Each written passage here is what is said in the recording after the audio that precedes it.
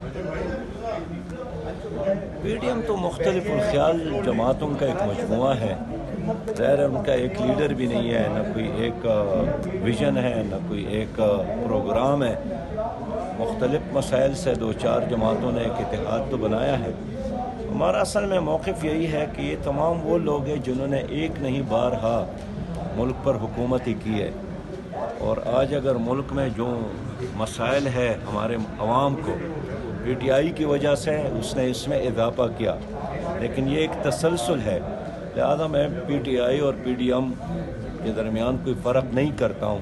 ان کے درمیان اختلاف پالیسیوں کی بنیاد پر نہیں ہے.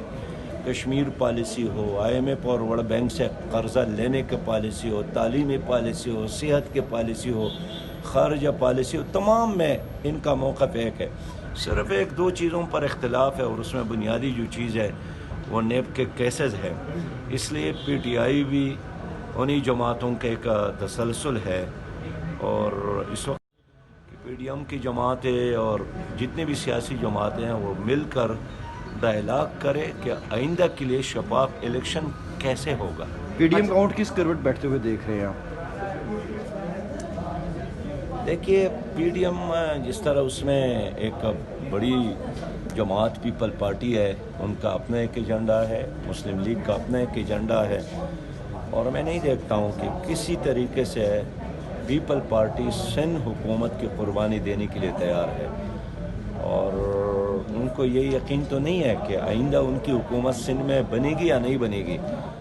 نقد نتیر اودار کی بنیاد پر وہ سیاست سر کر رہی ہے. 2021 پی ٹی آئی کی گورنمنٹ دیکھ رہے ہیں؟ پی ٹی آئی کی حکومت تو اس وقت بھی نہیں ہے.